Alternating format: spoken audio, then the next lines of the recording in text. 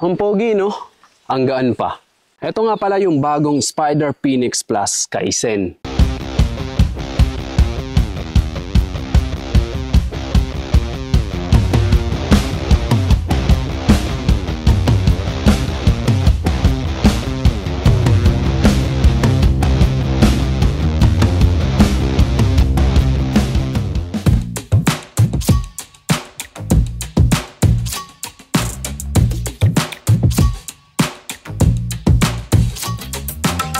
At ang ganda ng color combination nito. Color white siya, then meron siya dito mga gold na mga ancient Japanese weapon.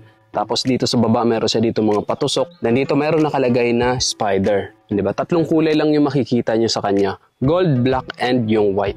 Tapos yung kanyang visor ay color golden. At bukod dito sa color gold na visor, meron pa itong free na clear visor kapag binili mo ito. At napakaganda ng quality ng visor na ginamit sa helmet na to dahil naka high impact polycarbonate visor ito. Matibay siya, durable. Kung sakaling mahulog man ito, hindi ito basta-basta mababasag or mabibiyak. At napaka-komportable nito sa mata, lalong-lalo na kapag maliwanag or tanghaling tapat dahil tinted siya. Pero hindi naman siya sobrang dark, makikita mo pa rin yung daan, lalong-lalo na kung mga bandang hapon or mga medyo paggabi na. Pero syempre kapag gabi na, hindi ko na nare-recommend na gamitin nyo to. Kung pwede, palitan nyo na ng clear visor o kaya iangat nyo na lang siya. Dito sa baba, meron siya dito mga ventilation for better airflow. Kung hindi ka na makahinga, pwede mo naman siyang buksan. Pero kung ikaw ay isang motovlogger, meron kang mic sa loob, isarado mo na lang siya para hindi pumasok yung wind noise. Tapos dito sa taas, meron din siya dito mga ventilation. Pwede mo siyang buksan, meron siya dito mga switch para kung gusto mong sumisingaw yung hangin doon sa loob at mas komportable ka, lalo na kung mainit ang panahon. At isa sa pinaka nagustuhan ko yung disenyo ng kanyang spoiler. Transparent lang siya, pero yun, bagay na bagay sa kanyang forma. Diba? Transparent siya, tapos ang ganda ng kanyang design. Patulis, parang Batman yung kanyang disenyo. Hindi siya sobrang haba yung kanyang spoiler. Ako talaga hindi ko gusto yung mga helmet na pagkahaba-haba ng mga spoiler. Kasi kapag nilalagay ko siya sa top box ko, nasisira o kaya tumutukod, hindi nagkakasya. So sa akin, itong helmet na to, saktong-sakto lang siya dito sa top box ko na 45 liters. Hindi siya sumasagi-sagi. Itong kanyang spoiler, hindi siya naaalis. Yung shell na ginamit dito, syempre naka-ABS composite shell siya, nakagaya ng mga ginagamit sa mga entry-level na helmet. Pero subok na subok naman ng mga shell ng Spyder na napakatibay talaga. At isa yun sa pinaka nagustuhan ko sa Spyder, kaya sobrang tiwala ako sa brand ni Spyder dahil hindi lang yung forma, yung design ng kanilang priority. Siyempre yung safety ng isang rider, talagang hindi nila tinitipid sa materials. Kagaya nitong helmet na to, naka-dual density ABS liner ito, kaya talagang protektado ang ulo mo kung sakali man sumemplang ka, bumangga yung ulo mo, sumampal sa semento, hindi ka basta-basta mapupuruhan dahil nga naka-dual density ABS liner at itong helmet ito ay ECE certified. Ibig sabihin talagang dumaan siya sa quality control bago siya nilabas sa market. Then sobrang lightweight lang nito dahil 1,450 grams lang siya. Kaya kung gagamitin mo siya sa long ride, hindi basta-basta mananakit yung batok mo. Kahit maglagay ka pa nga ng GoPro dito or mga intercom dito sa gilid, hindi pa rin siya mabigat dahil nga 1,450 grams lang. Sobrang lightweight lang. At syempre ang isang helmet araw-araw natin gagamitin, mauulanan, maaarawan. Ang maganda dito sa Spyder Phoenix Plus na ito, washable, removable yung kanya mga lining. Pwede mo siyang tanggalin, kaya kapag hindi na maganda ang amoy niya, alisin mo na lang siya. At pwede mong labhan, ibabad mo sa Fabcon para talagang bumango. Tsaka kailangan naman talaga yan, nalabhan natin ang helmet natin dahil yung bacteria titira dyan kapag ka laging napapawisan.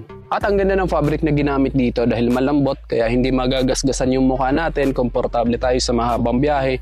Then naka high density foam ito, kaya kahit matagal na siya sa atin, hindi ito basta-basta magsasag. Hindi siya luluwang dahil naka high density foam.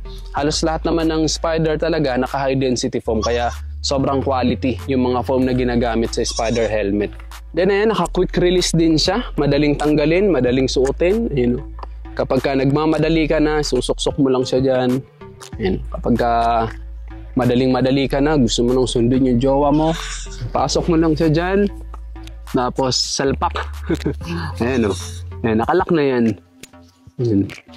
Tsaka safe na safe naman yan. Subok na subok ko na yan 4 na beses na yata ako nasemplang sa motor. Hindi naman kumakalas itong kanyang quick release na dito sa kanyang strap. Ang size nga pala ng helmet na to ay size large. At ang height ko naman ay 5'9", may katamtaman pangangatawan. Kaya siguro kung medyo magkasing height tayo, pero di ko alam kasi magkakaiba yata yung size ng ulo ng tao no?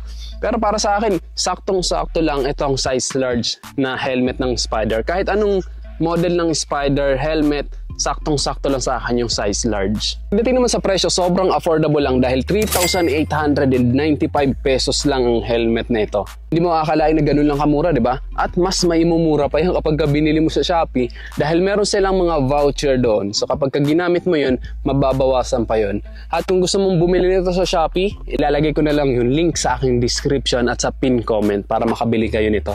At doon yan sa official store talaga ng Spider Philippines. Siyempre, available din ito sa mga Spider store. At para naman sa mga nandito sa Bicol, available din ito sa SM Legazpi sa 3rd floor. Merong store doon ng Spider Philippines. Doon ko ito nakuha. Ay masasabi kong sulit talaga ang pera mo dito sa Spider Phoenix Plus na ito, lalo na itong Kaizen. Napaka-modern ng kanyang design, color gold na itong kanyang visor, meron pa siyang free extra visor na clear. Napakaganda ng kanyang spoiler, hindi sobrang haba at napaka-lightweight lang. Then bukod sa lahat, affordable. Then syempre, Spider brand yan, kaya quality talaga. Alam naman natin na ang Spider, hindi lang basta sila sa disenyo, hindi lang basta pogi. Priority nila ang safety ng mga rider na gumagamit ng kanilang mga helmet. Tapos, nandun pa rin yung pagiging affordable at comfortable. Kaya guys, ano masasabi nyo dito sa Spider Phoenix Plus Kaizen na ito? I-comment nyo na lang sa baba. At kung nagustuhan mo naman ang video nito, just hit like. Kung bago ka lang sa aking YouTube channel, huwag kalimutan mag-subscribe. Click mo na rin yung notification bell para sa mga susunod kong video ay updated ka palagi. Yun lang guys, hanggang sa muli. Ako si Rosgo TV. Ride safe always and God bless.